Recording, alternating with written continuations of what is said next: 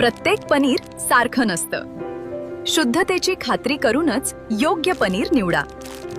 गोकुळ मलाई पनीर हे शुद्ध दुधापासून तयार केलेले आहे, त्यामुळे त्यात नैसर्गिक दुधातील फॅट, प्रथिने आणि कॅल्शियम भरपूर प्रमाणात मिळते। काही पनीर वनस्पतीजन्य तेल, स्टार्च किंवा इतर घटकांपासून तयार केलेले असू शकते। म्हणून ग्राहक म्हणून जागरूक व्हा आणि पनीर घेताना गोकुळच मागा। शुद्धतेचा विश्वास, चवीचा आनंद। आजच घरी आणा गोकुळ मलाई पनीर।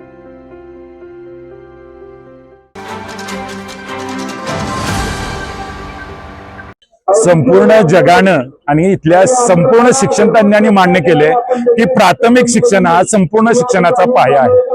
असं असताना महाराष्ट्रामध्ये आणि या संपूर्ण भारतामध्ये शिक्षणावरचा खर्च दिवसेंदिवस कमी आणला जातोय, म्हणजे तो आता 3% सुद्धा खाली आणलेला आहे। हे अत्यंत किळसवान आहे। खरं तर जीपी नाईकांनी सांगितलं होतं की कॉमन स्कूलची संकल्पना मांडवा, शेजार शाळाची संकल्पना आहे ती फिनलंडनं मांडली, मात्र ज्या जीपी नाईकांनी जे लिहिलं या महाराष्ट्रामध्ये त्यांचं मात्र मान्य केलं जात नाही। त्यांनी शिक्षणावरती 6% खर्च करा असं मागणी केली, पण शिक्षणावरती खर्च केला जात नाही। आणि मग उलट शिक्षकांना काय करायचं, जाणीवपूर्वक वेगवेगळ्या कामात अडकवायचं। SIRचं जे काम आहे हे महिनाभर सतत चालणारं काम आहे।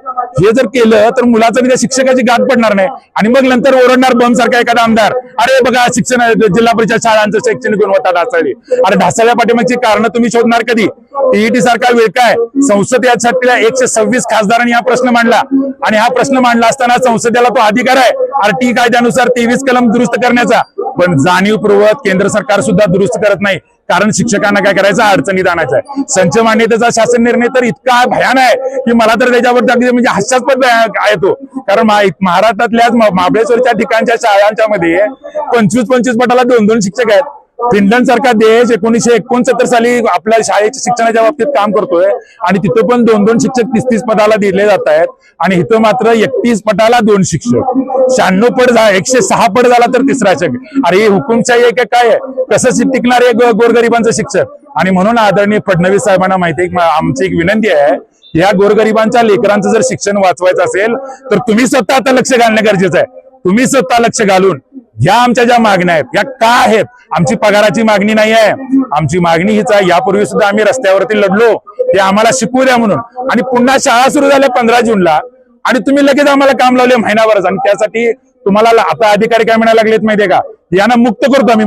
मुक्त करून आमच्या पोरांचं काय महिनाभर त्यांना कोण शिकवणार? त्याची तुमच्यावर काही सिस्टीम आहे का वेगळी? ती वेगळी सिस्टीम नाही आहे। आणि म्हणून आमचा जो सहभाग येतोय, आमचं जे ज्ञानदानाचं काम होतं ते लेकरांशी होतंय, आमचा कागदांची संमती येत नाही। आणि म्हणून दुसरी सिस्टीम तुम्ही लावा आणि हे काम आमच्याकडनं काढून घ्या। शिक्षकांना तणावमुक्त जगू द्या, म्हणजे खऱ्या अर्थानं काय होईल, भरचारी भारत निर्माण होईल। जो काय APJ अब्दुल कलामांनी पाहिलं, जे साने गुरुजींनी स्वप्न पाहिलं, ते जर स्वप्न सत्यात उतरायचं असेल तर शिक्षकांना कुठलंही काम न देता त्यांना टेन्शन मुक्त केलं तर निश्चित तुम्ही जे स्वप्न पाहताय बलशाली भारताचं, जे तुम्ही 5 ट्रिलियनचं स्वप्न पाहताय, जे महासत्तेचं स्वप्न तुम्ही पाहताय, ते निश्चित उतरेल असं मला वाटतं। SIR बाबत 30 जून पासून काम सुरू झाल्याचं सांगण्यात येत आहे।